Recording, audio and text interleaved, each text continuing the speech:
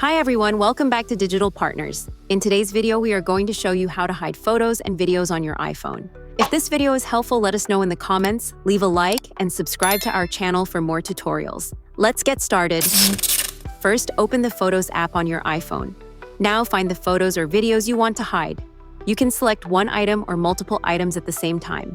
Once selected, tap on the three dots in the top right corner of the screen. From the menu, tap on Hide, and then confirm by tapping Hide Photos or Videos. These files will be moved to a special hidden album that is not visible in your main photo library. To access the hidden album, go back to the Photos app and tap on Collections.